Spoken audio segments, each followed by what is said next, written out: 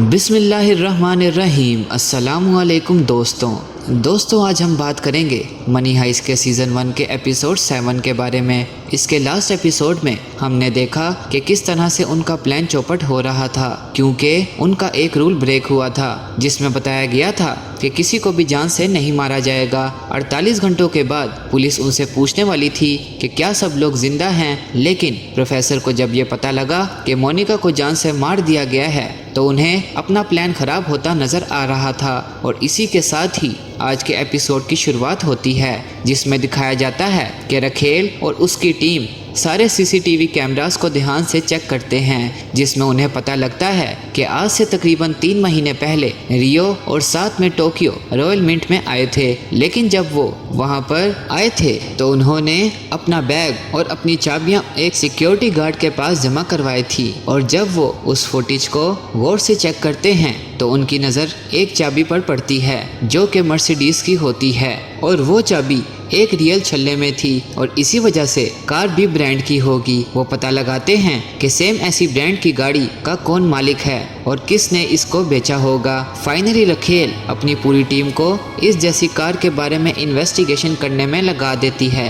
Angel के चश्मे में जो ट्रांसमीटर फिट होता है उसके ज़रिए से प्रोफेसर उनकी सारी बातें सुनता है। वो ये जानने की कोशिश करता है कि आखिर उसने ये गलती कैसे कर दी, आखिर पुलिस वालों को उस कार के बारे में पता कैसे लगा जो कि 1992 की कार थी। और वहाँ पर प्रोफेसर हेलसिंकी को कॉल करता है और उसे कहता है कि मैंने तुम्हें उस कार को क्रश करने के लिए 1000 यूरो दिए थे, क्या तुमने उस कार को क्रश नहीं किया था। वहाँ पर हेलसिंकी की आवाज़ में थड़थड़ाहट थी और वो कहता है कि हाँ किया था। वहाँ पर प्रोफेसर पूछता है कि क्या तुमने कार में लगे फिंगरप्रिंट को अच्छी तरह से साफ कर दिया था। हेलसिंकी को पता ही नहीं होता कि फिंगरप्रिंट आखिर होते क्या हैं, इसीलिए वो हिचकिचाहट में कह देता है कि मैंने नहीं किया। और साथ ही वो ये सच भी बता देता है कि उसने वो कार को क्रश नहीं किया था, क्योंकि प्रोफेसर ने जो उसे 1000 यूरो कार क्रश करने के लिए दिए थे उसने उन पैसों को अपनी ज़रूरत के हिसाब से खर्च कर दिया। प्रोफेसर गुस्से में कहता है कि यहाँ पर मिलियंस यूरो की चोरी हो रही है और तुमने 1000 के पीछे अपना ईमान बेच दिया है। तुम्हें पता है कि हम कितनी बड़ी मुसीबत में पड़ गए हैं। तब वहाँ पर हेलसिंकी उसे कहता है कि सुन मेरी बात, मुझे पैसों की बहुत ज़रूरत थी, मेरे पास जॉब नहीं थी और मुझे पैसे घर भेजने थे, इसी वजह से मैंने ऐसा किया। और इसी वजह से प्रोफेसर डिसाइड करता है कि अब वो खुद ही जाएगा स्क्रैप यार्ड और चेक करेगा उस कार में से फिंगरप्रिंट हटे हैं या नहीं। इसीलिए वो अपने बैग में बहुत सारा अमोनिया, अल्कोहल और फिंगरप्रिंट हटाने वाली अद्वियात लेकर उस स्क्रैप यार्ड में पहुंचता है। और जैसे ही वो उस स्क्रैप यार्ड में पहुंचता है तो उसे अपनी गाड़ी मिल तो जाती है, लेकिन उसे वहां पर सिक्योरिटी वाला देख लेता है और प्रोफेसर उसे कहता है कि मैं बस गलती से यहाँ पे आ गया हूँ, मैं तो बस घूमने के लिए आया था, मैं बस यहाँ से जा रहा हूँ। प्रोफेसर जैसे तैसे करके उस सिक्योरिटी वाले से बचकर एक छोटी सी गाड़ी में छुप जाता है और वो सिक्योरिटी वाला सोचता है कि आखिर प्रोफेसर गया कहाँ। और तभी वो सिक्योरिटी वाला वहाँ पर एक टीन वाली गाड़ी ले आता है और उस छोटी सी गाड़ी को उठाता है जिसमें प्रोफेसर लेटा होता है और उस गाड़ी को जोर जोर से हिलाता है। तो प्रोफेसर उसे कहता है कि मुझे माफ़ कर दो, मैं यहाँ पर गलती से आ गया था, मुझे नीचे उतारो, मुझे जाने दो। तभी वहाँ पर प्रोफेसर को फ़ोन में कॉल आती है जो कि होती है रखेल की, और रखेल उससे बात करती है और पूछती है कि क्या तुम मेरे साथ रात में डेट पर चलोगे। प्रोफेसर भी उसकी बात पर हाँ कह देता है और उसे कहता है कि ठीक है, आज रात को 9 बजे हम डेट पर चलेंगे। और फाइनली गाड़ी को काफ़ी हिलाने के बाद वो गार्ड उस गाड़ी को नीचे उतार देता है। और जैसे ही वो गाड़ी को नीचे उतारता है तो प्रोफेसर उसे कहता है कि ये गाड़ी मुझे चाहिए, तुम चाहो तो 1000 यूरो मुझसे ले लो। लेकिन गार्ड उसकी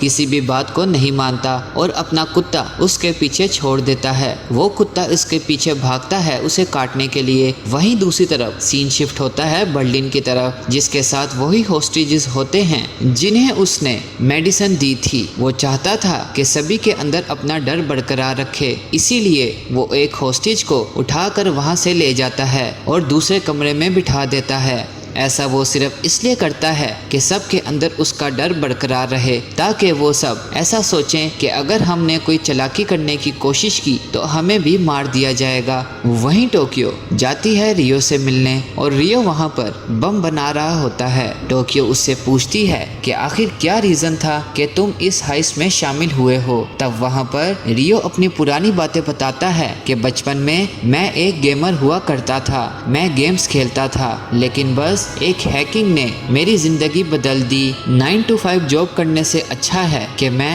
हैकिंग करके पैसे कमाऊं, क्योंकि मैं चंद घंटे में इतना कमा सकता था कि जितना मैं 2 से 3 साल में भी जॉब करके कमा पाता। इसीलिए मैं इस हाइस्ट के अंदर आया हूँ। वहीं पर सीन शिफ्ट होता है रखेल पर, जो कि प्रोफेसर को कॉल मिलाती है और उसे कहती है कि हमें प्रूफ चाहिए कि सारे होस्टेज सही सलामत हैं, और उसे ये भी कहती है कि तुम उनमें से 8 होस्टेज को छोड़ने के लिए तैयार रहो। प्रोफेसर उसकी बात को मान लेता है और उसे कहता है कि ठीक है, मैं 8 होस्टेजेस को छोड़ने के लिए तैयार हूँ। जब प्रोफेसर रखेल को उन 8 होस्टेजेस की लिस्ट बताता है तो रखेल उसको कहती है कि इनमें अलीसन पार्कर का नाम तो है ही नहीं। प्रोफेसर उसे कहता है कि मैं तुम्हें इतना पागल लगता हूँ कि मैं सोने के अंडे देने वाली मुर्गी को छोड़ दूँ। फिर यहाँ पर प्रोफेसर उसके सामने एक शर्त रखता है और ये कहता है कि तुम 8 होस्टेजेस को बचा लो या फिर एलिसन पार्कर को बचा लो। तब यहाँ पर रखेल फोन को बंद करती है और अपने सीनियर से मशवरा करती है, तो उनका सीनियर उसे कहता है कि ठीक है, एलिसन पार्कर को बचाना ज्यादा जरूरी है क्योंकि वो एक यूके एम्बेसडर की बेटी है। इसी बात को सुनकर फाइनली रखेल उसे कहती है कि ठीक है, तुम एलिसन को छोड़ दो। यहाँ से एपिसोड में एक नया प्लॉट रिवील होता है, ये कि ये सब भी प्लान था प्रोफेसर का, और वो रखेल की ये बात को रिकॉर्ड करके मीडिया में लीक कर देता है कि पुलिस कितनी बेदर्द है। उसने एक लड़की को बचाने के लिए 8 लोगों की जिंदगी को दांव पर लगा दिया है, और ये न्यूज़ आग की तरह से हर जगह फैल जाती है, और इसी के साथ ही रखेल की इमेज भी खराब होती है और सब लोग उसे कहते हैं कि उसने एक की जान बचाने के लिए 8 लोगों की जान को दांव पर लगा दिया है। आखिर ये पुलिस वाले चाहते क्या हैं? इन्हें कुछ फर्क नहीं पड़ता कि गरीब के साथ क्या हो रहा है, इन्हें तो बस अमीरों से ही मतलब है। और इसी के साथ ही रखेल को भी गुस्सा आता है क्योंकि उसकी इमेज पॉइंट आउट होती है, और इसी गुस्से के साथ में वो और भी ज़्यादा जोश से काम करना शुरू कर देती है। रखेल पुलिस वालों को कहती है कि स्क्रैप यार्ड में हमें वो कार मिल गई है जो 1992 की थी, जाओ उस कार को चेक करो और उस कार में कोई ऐसा फिंगरप्रिंट है जो हमें अपना मिशन की तरफ आगे ले जाए। और अगेन प्रोफेसर ये सारी बातें ट्रांसमीटर के जरिए सुन लेता है और वो ये डिसाइड करता है कि वो फिर से स्क्रैप यार्ड जाएगा और उस गाड़ी में लगे सारे फिंगरप्रिंट को मिटा देगा।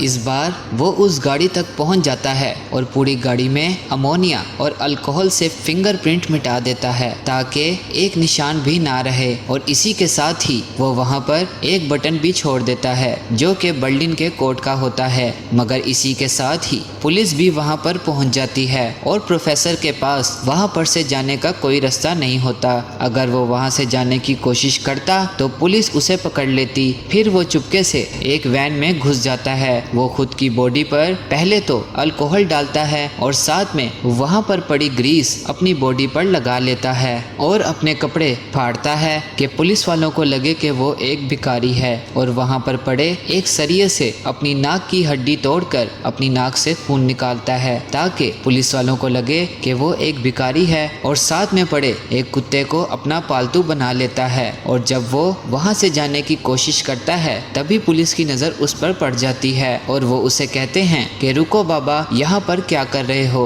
और वो कहता है कि मैं बस एक भिखारी हूँ और यहाँ से जाने ही वाला था। सीरियसली गाइस, इस सीन को देखकर मुझे इंडिया की धूम 2 वाली मूवी की याद आ गई, जहाँ पर ऋतिक ने एक बूढ़ा सिक्योरिटी गार्ड बनकर पुलिस वालों को चकमा दिया था। मगर वहीं दूसरी तरफ अब रखेल को वहाँ पर मौजूद अमोनिया की बोतल मिल जाती है और साथ में वो तमाम सफाई वाले इक्विपमेंट भी मिल जाते हैं। इस बात से प्रूव हो जाता है कि अभी वो मास्टर प्लानर यहाँ पर आया था और कार में मौजूद सारे फिंगरप्रिंट को मिटा दिया और इसी के साथ ही उसे वो वैन भी मिल जाती है जहाँ पर प्रोफेसर ने अपने ऊपर ग्रीस लगाई थी और वो अपनी नाक की हड्डी तोड़कर खून निकाला था। और तब वो समझ जाते हैं कि वो भिखारी और कोई नहीं बल्कि वही मास्टर प्लानर था जो इस पूरी हाइस्ट को प्लान कर रहा है। मगर जब तक वो उसे पकड़ते वो वहाँ से जा चुका था। और इसी के साथ ही ये शानदार एपिसोड यहाँ पर ख़त्म हो जाता है। सो गाइस, आपको ये वीडियो कैसी लगी मुझे कमेंट और लाइक करके ज़रूर बताइएगा। और अगर आपको मेरी वीडियोस पसंद आती हैं तो उनको अपने फ्रेंड्स, फैमिली और रिलेटिव्स में ज़रूर शेयर कीजिएगा। और अगर आप पहली बार इस चैनल पे आए हैं तो इसे सब्सक्राइब किए बिना नहीं जाइएगा। And again guys, thank you so much for watching this video. मिलते हैं अगली वीडियो में, तब तक के लिए अल्लाह निगहबान।